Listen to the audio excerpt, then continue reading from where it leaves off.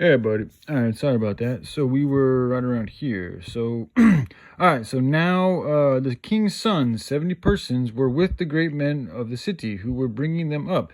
And as soon as the letter came to them, they took the king's sons and slaughtered them, 70 persons, and put their heads in baskets and sent them to him at Jezreel. When the messenger came and told him they brought the heads of the king's sons, he said, "Lay them in 2 heaps." At the entrance of the gate until the morning. Then in the morning, when he went out, he stood and said to all the people, "You are innocent. It was I who conspired against my master and killed him, but who struck down all these? Now then, that there shall excuse me. Know then that there shall fall to the earth nothing of the word of the Lord, which the Lord spoke concerning the house of Ahab, for the Lord has done what he has said by his servant Elijah." So Jehu struck down all who remained of the house of Ahab in Jezreel, all his great men and his close friends and his priests, until he left him none remaining. Then he sent out and went to Samaria. On the way, when he was at Beth Eked of the shepherds, excuse me if I pronounced anything, Jehu met the relatives of Ahaziah, king of Judea, and he said, "Who are you?" And they answered, "We are the relatives of Ahaziah, and we came down to visit the royal princes and the sons of the queen mother."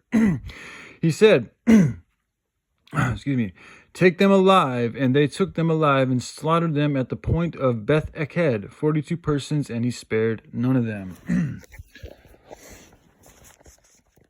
All right. And when he departed from there, he met Jehonabad, sorry if I mispronounced that, the son of Reshab, excuse me, coming to meet him, and he greeted him and said to him, "Is your heart true to my heart as mine is to yours?"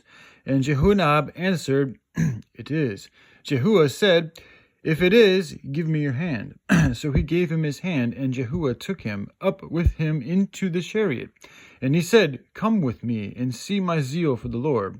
So he had him ride in his chariot, and when he came to Samaria, he struck down all who remained in Ahab in Samaria, till he had wiped them out, according to the word of the Lord that he spoke to Elijah. Of the Lord that he, Jehu strikes down the prophets of Baal. Then Jehu assembled all the people and said to them, "Ahab served Baal a little, but Jehu will serve him much.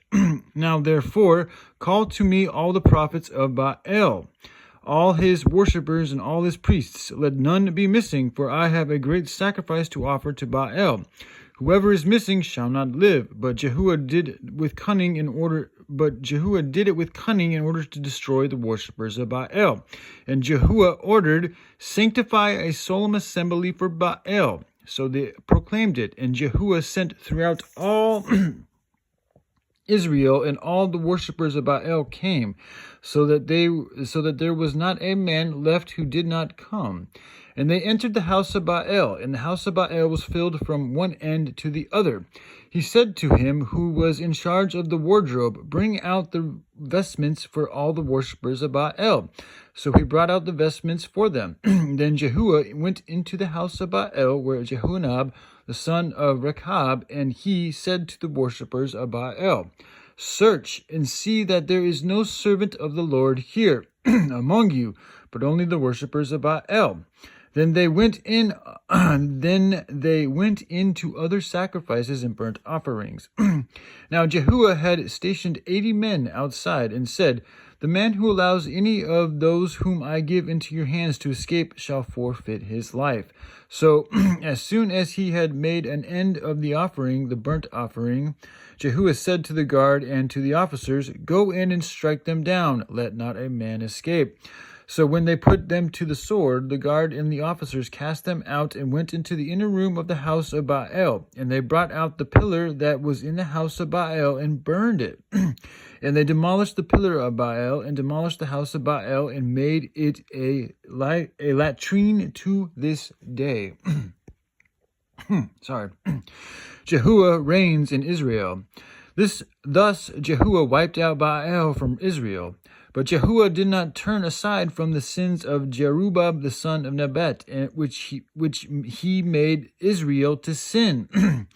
That is, the golden calves that were in Bethel and in Dan. And the Lord said to Yahuwah, because you have done well in carrying out what is right in my eyes, and have done to the house of Ahab according to all that was in my heart, your sons of the fourth generation shall sit on the throne of Israel.